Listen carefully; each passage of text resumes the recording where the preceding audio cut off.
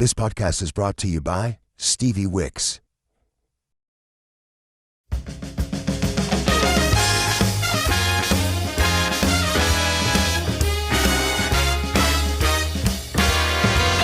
From Hollywood, California, the manager that we all love, David Firestone.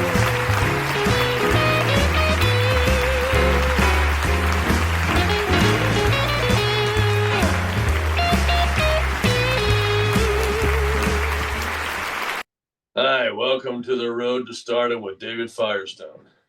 Well, we have another episode happening, starting in just a few minutes, with a great talent, Aubrey Wakeling.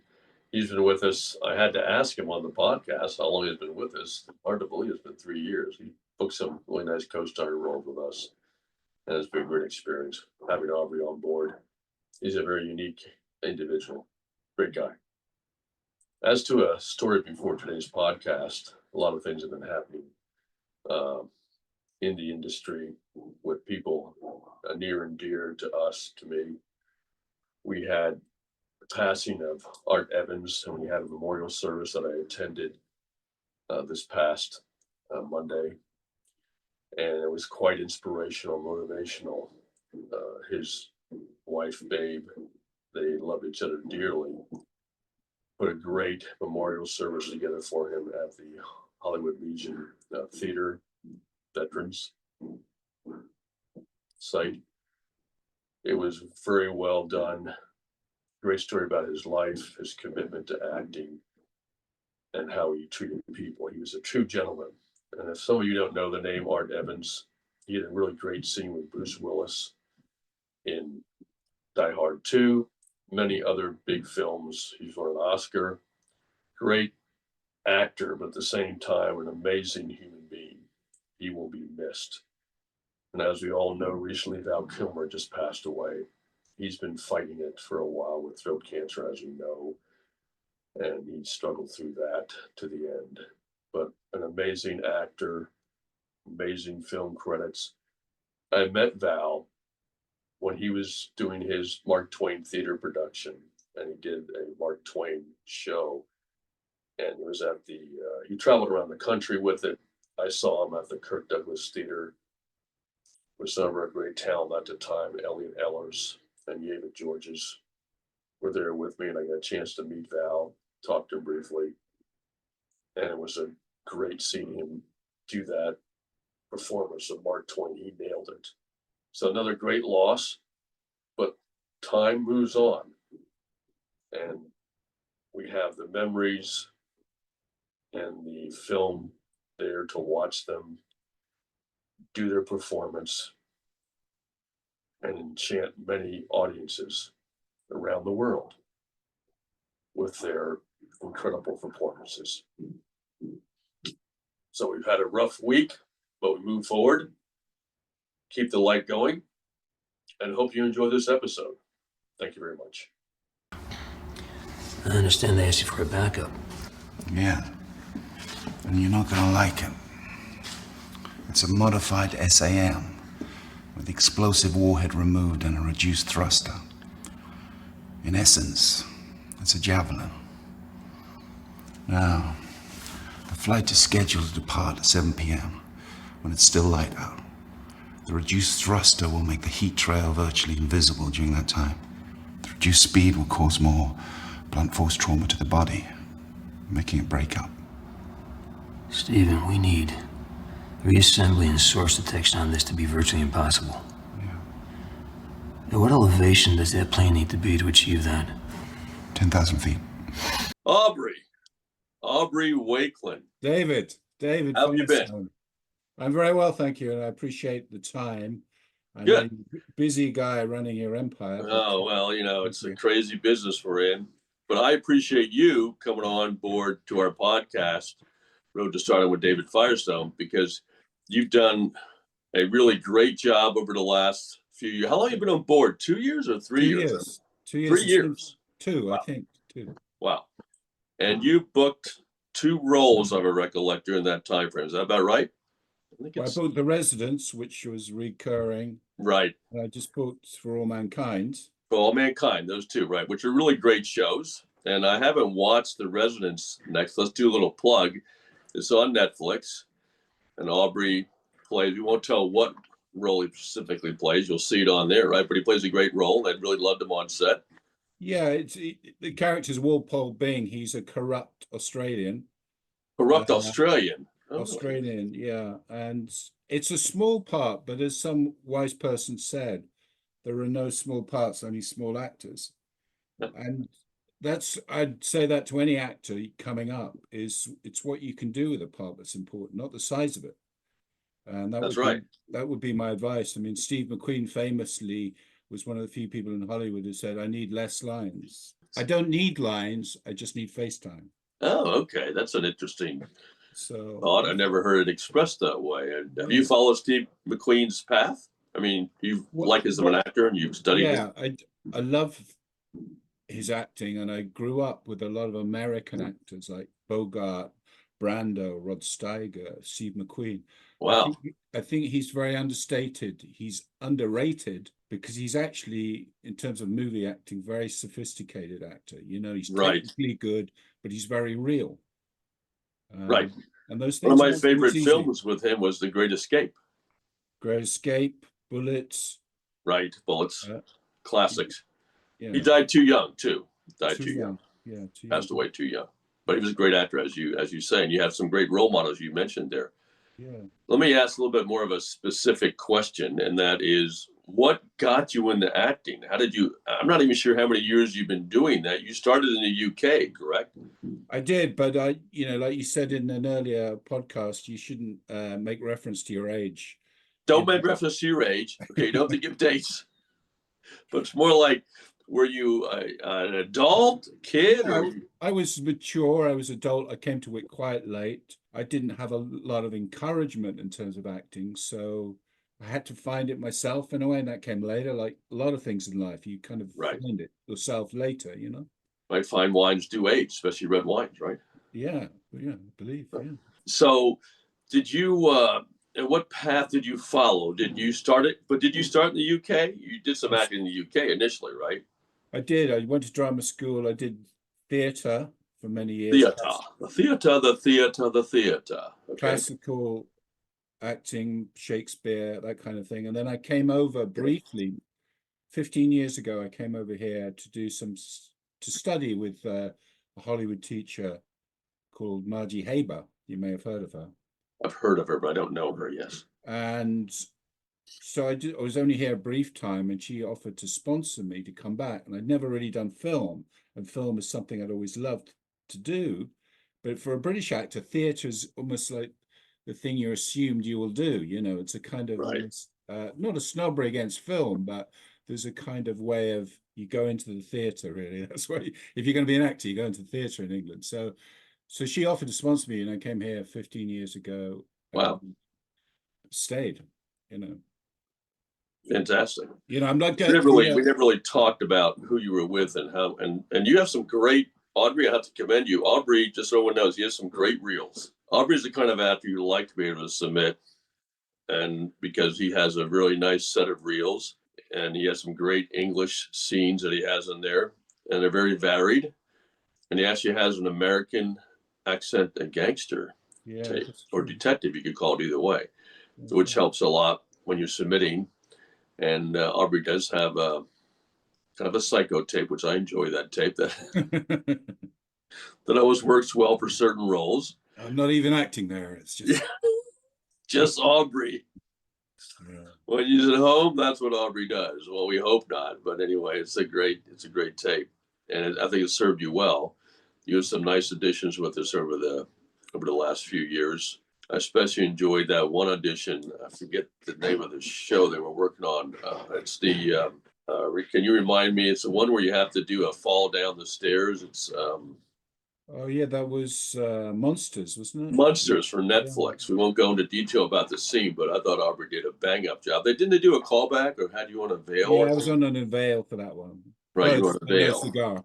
I wish you would have gotten that one, but it just didn't happen. Yeah. But it was, did a great job in that audition. Thank you.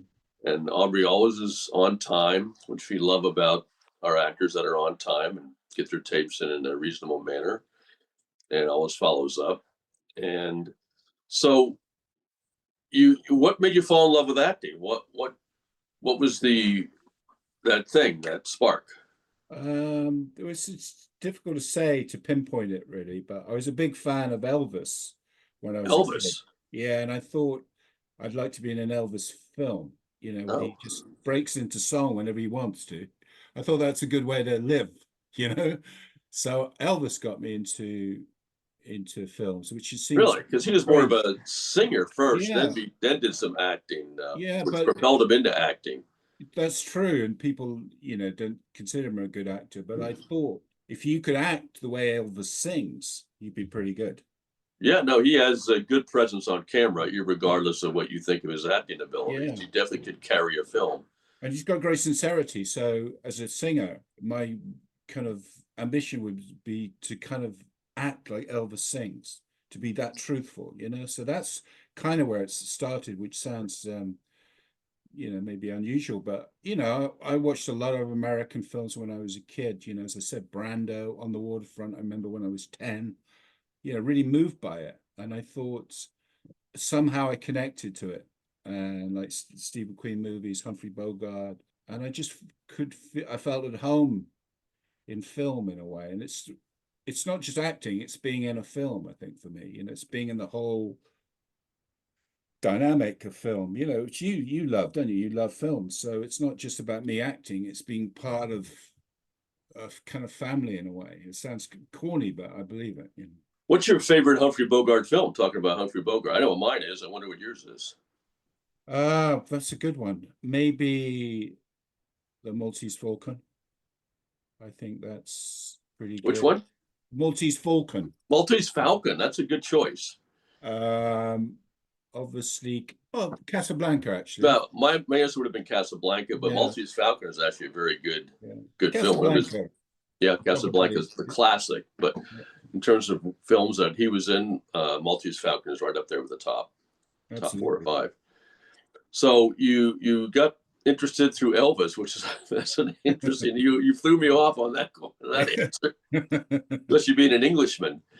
But so you started with the Elvis connection like that, and that kind of propelled you into wanting to get more into acting. As you progressed over the years and developed different techniques, etc., and you had acting schools. As a new actor getting into the business, would you have any thoughts about how an actor should get into the business and what's a good way to, regardless of their motivation to do it, any thoughts about the best way for them to progress in the business and how they might get ahead?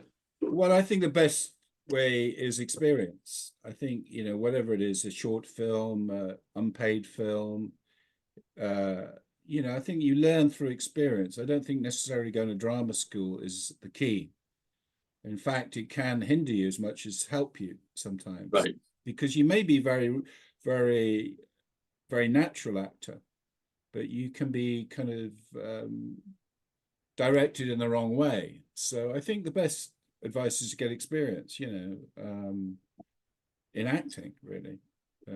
However humble, do that. You learn through doing it. I mean, I'm quoting a lot of actors, but Paul Newman said he only started to learn when he was 75, and that less is more. And I think every actor I've spoken to, and certainly myself, thinks that less is more, that you learn as you get more experience, you learn just to be rather than to act, because acting really is behavior. It's not about action. I mean, the word action is the worst thing you can say to an actor, because it's like, oh, I'm acting now.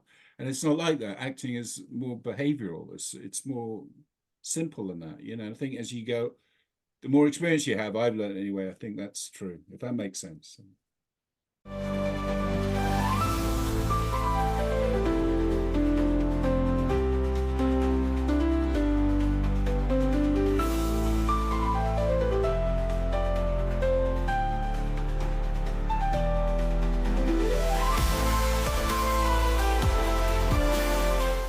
No, I like the way you're talking. That's not a lot of actors talk that way, but that's a very good point, because sometimes actors can think they need to act. They just need to embrace the role and then present the role in the best way that they feel they can. Yeah, And I also found that research is very helpful. I don't know if you research your roles, those yeah. types of things.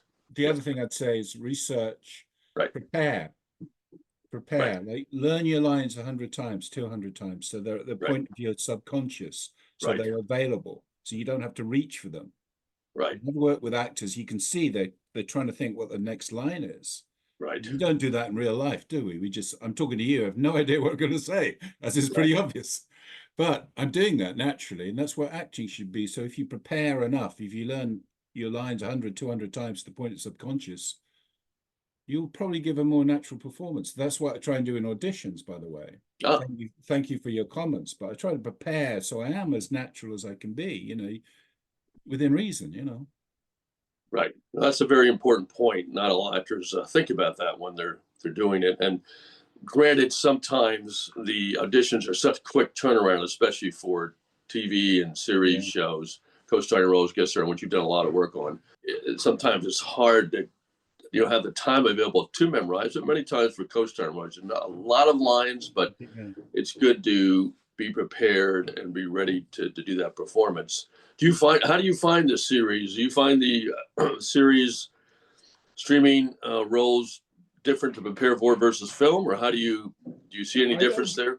I don't really. I mean, I see every part essentially the same in terms of how you prepare, what you do.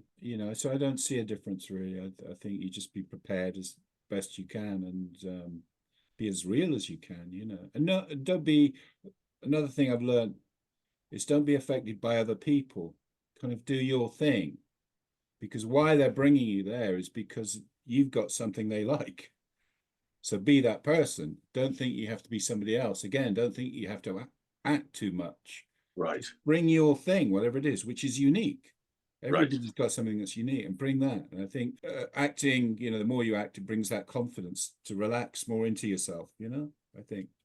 A lot of very good points you're making, Aubrey, and I think it'd be great for our audience that they're able to hear these things. Do you, as your career has progressed, and you're now a mature actor, you've been in a lot of different shows, you've done co-starring roles. Obviously, the next step is more guest starring roles and hopefully a series role at some time. Those are always on the television side of it or the streaming side of it. In your mind, is your goal to do more episodic work? Do you like films more? Does it matter to you versus lead roles in a film versus supporting roles in the film versus the series? I mean, obviously those are longer processes getting into feature film, and indie films have gotten big now also. What are your thoughts about that? Any comments? Not really.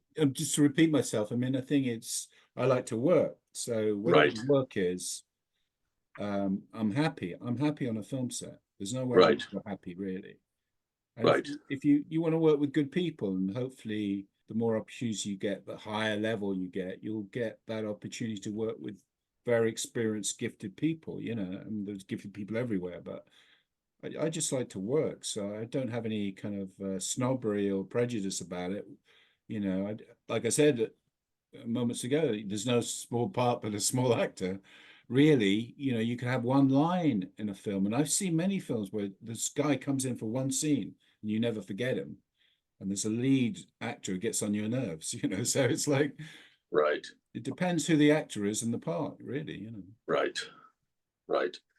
And I've always thought of you have a great character actor look, a great way with you that really stands out. Another actor who I kind of a little bit compared to, but he's very different, a little different technique, is unfortunately passing of Art Evans. I was at his memorial service just recently, and he was, his big scene was the second Die Hard film, and he had a bunch of scenes in that film, and it was great. But he's also done a lot of other big supporting roles.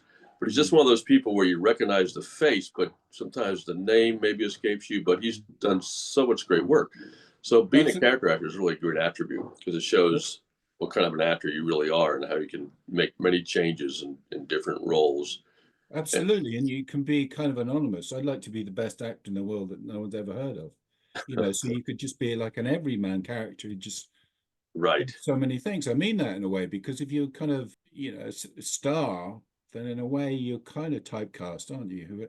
In some sort of sense. But if you're a character actor, you can jump around and people embrace what you're doing each time, Right. But No, if it's you've a done very good Travolta point. or somebody, you might feel constrained. I don't know. Aubrey, you're always a man of conciseness and few words, so I have to. I'm trying to British. pull a What little can bit I more do? out of you, but it's. But I love the way, because I thought Aubrey was always very good at following direction. I think you're the kind of actor that a director loves, because you just do what you're told to do. And I think some actors like to push back a little bit, and I think others, if it's better if you, to me, some of the work that I've done, it's better to listen to the director and proceed to give what they want, versus there's nothing wrong in a scene if you see something that might be a good suggestion.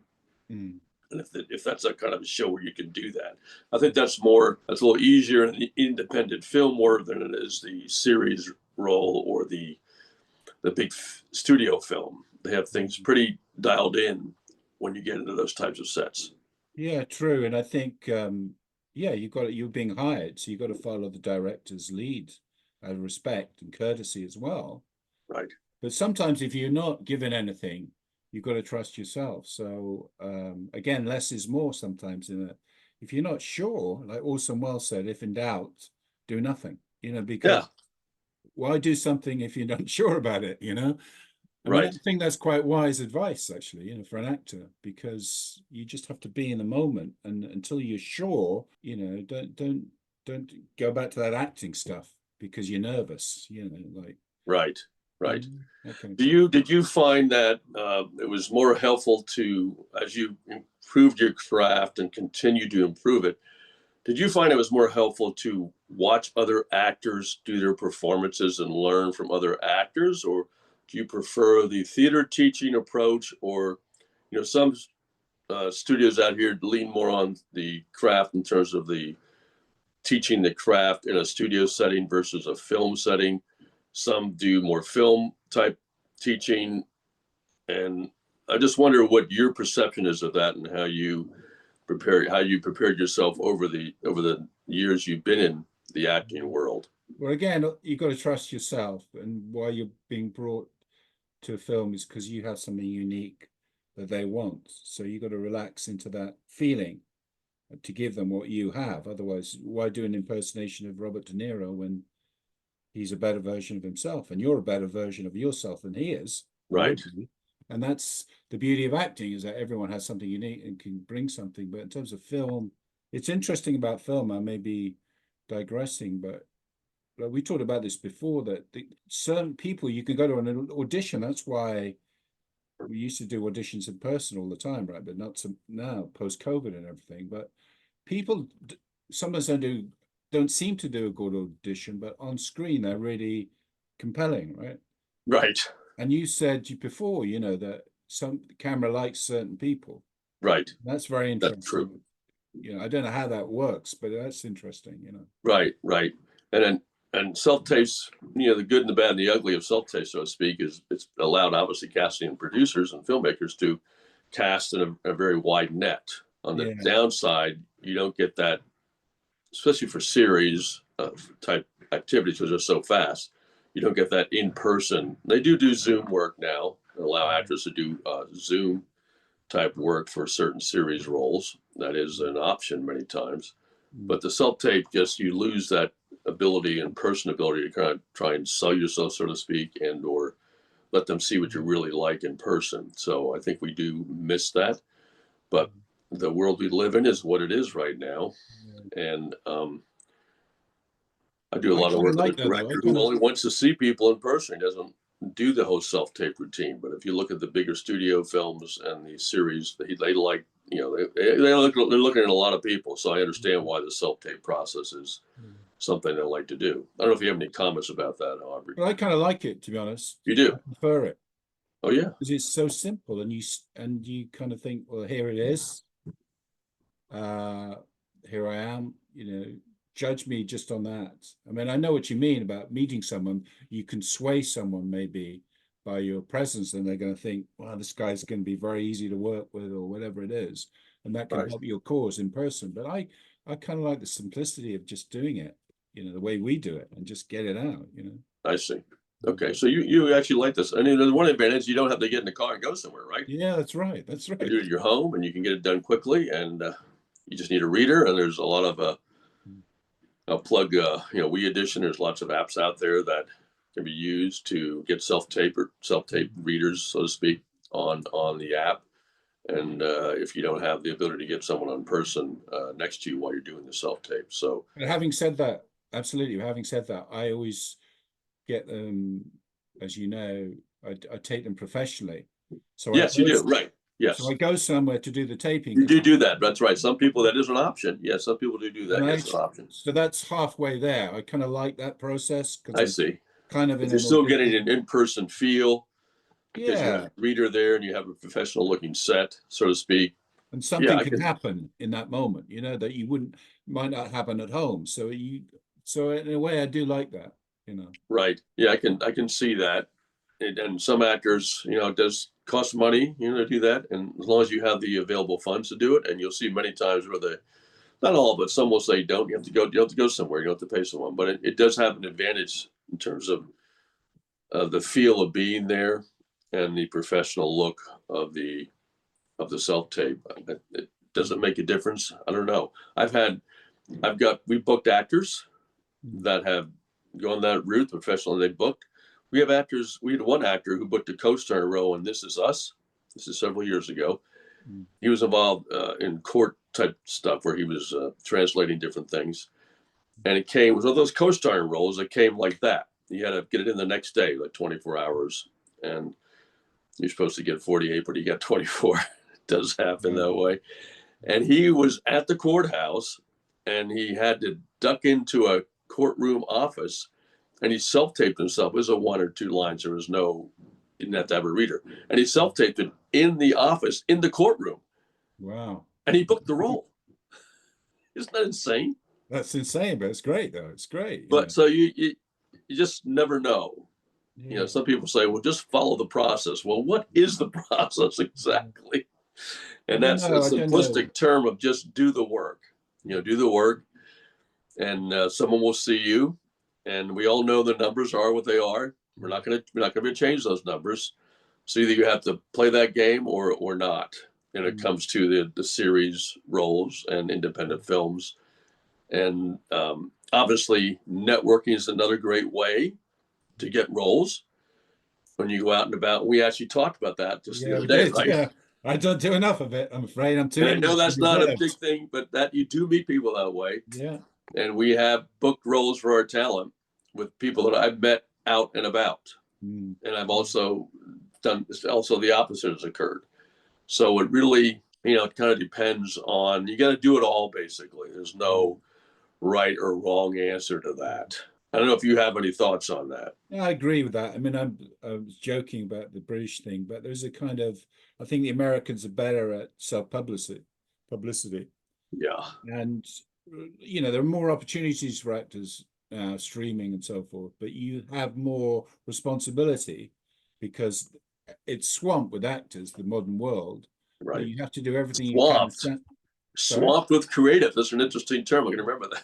Yeah. And so you have to do everything to stand out. And I haven't been on Instagram, but I promise to do it tomorrow. What's that? I've never been on Instagram, but I promise to do it tomorrow morning first. Oh, you're going to actually set up an Instagram account is what you're saying. I'm going to do that. Yeah. Because good. That's good to hear. Following your advice that you have to do everything you can. We all live in the marketplace and acting is the ultimate of that. So you can't, like we talked before, you've got to play the game, and those are the rules, right? Right. Just get used to it. And I think it used to be the big studios did all the promotion, and that does happen in the bigger films, obviously. But as an up-and-coming actor, as someone who's been out there and doing things, it does help to have a social media footprint. I mean, some actors do it themselves, some have their agents and managers, but we don't do that. That is a full-time job just doing that, and some people hire people to do it, right? But but I think just starting out with a small footprint and get yourself on Instagram, and we can talk more about that and what are good things to post and not to post. Just keep it clean, keep it professional. Because absolutely. But I was going to, because casting, they are watching. They will look you up. Yeah, I'm sure. So, and that's definitely something that people need to be aware of, I was whether it's approached. Facebook or Instagram. And actually, Facebook might even be good for you because, to me, there's a little more mature market on Facebook, and there are a lot of casting directors and casting assistants that are on Facebook. But the younger side of it, and you do have a lot of assistants that do a lot of the casting work. They're on Instagram. Mm-hmm. So to me, with Firestone Talent, we try and cover both spectrums. Can I ask you Facebook something? and Instagram. I'm sorry? Can I ask you something? The day after the residence. No, you may not. Okay, I'm leaving. I'm kidding. Go ahead. I was approached the day after. This is an example of how. On what? I was approached the day after the residence networked, right? Yes. By a publicist. Ah. They got in touch with me next day. It's like the sharks. Right. Smell. Maybe success, or maybe not, but they smell it. Well, they're just trying to make a buck, and how do you feel about publicists. That, there's a place for publicists. We've used publicists in the past, and they usually do charge money, which is understandable. They need to make a living also. Yeah. And it's been difficult to gauge what publicists do bring to the table in terms of results. You just don't know. You just have to trust that if you get a good publicist, they know what they're doing, and they will get you out there in a bigger way. So I think publicists are great. You just have to pick the right one and decide whether the money that you spend is beneficial or not. It's hard to judge, the benefits. That's the only issue with publicists. You don't really know, but you're getting something, right? And the good ones usually know what they're doing. So they're an important part of the business. So I know that people have different opinions, have various opinions of that, but what's changed a lot is the social media world has changed that a lot in terms of actors doing it on their own, or they're paying a publicist to have an Instagram account and do it for them. So that is also done, especially with the bigger actors, because they're busy on set, filming. Now, they have time to go out and do all that work? Probably not. Some do, I believe. Some do it on their own. But I think some do use their staff or people they have with them to help them with that. We covered a lot of ground. I don't feel we've gotten deep into Aubrey. Is there anything else you want to talk about Aubrey? This is my good side. And maybe perhaps we could talk about what your aspirations are, what your dream is as you move forward in the business. Well, I just want to work more in good work. I'm happy on a film set. I like the group camaraderie of film. I love film. I've always loved film. I want to do more. I just want to do good work. I mean, beyond that, I want to be happy. And what does happiness mean to you? Well, being happy with my wife in a personal way and sharing a life. I think that's ultimately more important than what credits I have. I think I'd like to feel that I've got the right values, about, happiness and being a good person. I mean, there's, that's what I'd like to be: a good person, a good husband, a good brother, a good client for you, as well. And just to have a happy, interesting life. I mean, I'd like to produce films because I think we talked about this. I've got a lot of ideas and I'd like to be able to realize them in film, really. So I'd like to produce, but that's, in God's hands really right now. So when you say produce, you say you have ideas. You want to write also, or you want to produce? Yeah, write. Have someone write it for you, or have a co-write. And produce, because I think there are too many films, like the films I watched when I was young, the character dramas. I mean, On the Waterfront. My God, they don't make films like that unless they're no, not so much anymore. No, it's all Spider-Man and kind of comic book heroes. Right. To get back to real kind of human drama, I think. I know there are good films made, but they're often independent and a lot of people don't see them. Yeah. But to get back to real human stories, I think that's what Hollywood needs to do. I see. And I'd like to be a part of it in a small way. Yeah, but beyond that, I mean, what are your aspirations, if I can ask you? This is not about me. This is about you, Aubrey. Okay. Don't try and pass the buck on me. Deflection, yes, classic. Not deflection. You're deflecting onto me. So I'm talking, this is about you. But I think that last part you mentioned really, there's always some great things you said, because not a lot of people, think that way all the time. It's about being a good person, Yeah, I mean, and it's all those things you just talked about. it's what I believe. I mean, I'm a person of faith as well, and I see. think how you live is the most important. And, I'd want to be a better person every day. Okay. Be a better person. Well, I think that you should then, I'll do one more plug while we're talking. Mindatorium. They actually, we actually co-produced a bunch of films with them. This is before we knew each other. Right. And we had several of our younger actors in their films, and they got reels and all those things. We had some SAG actors in their films too. And it was a great co-production. They were motivational, inspirational films. Right.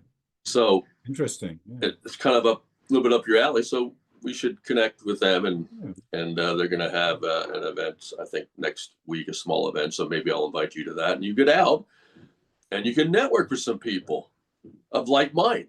What do you think about that? I think it's a great idea, That's David. a shock, right? Am I shocking you? Am I shocking your system right now? I don't want to get upset or get too emotional about it. I'm kidding. That's a joke. Right. But I think, we'll have to see if we can get that Sounds arranged. And they have sessions, and they're a little different from Hollywood. They're more of kind of on the outside in terms of their focus is strictly motivational, inspirational, redemptive type films, kind of following the hero. And there's a bunch of bad people that try and distract them, but then they eventually come through following motivational advice and those types of things. So, because the gentleman who runs the company is a professional motivational speaker also, and he's dealt in that world. So that's interesting. Yeah, very interested in that. Yeah. So, is there anything else that you would like to talk about, Aubrey, about you, about your career, as we wrap this up?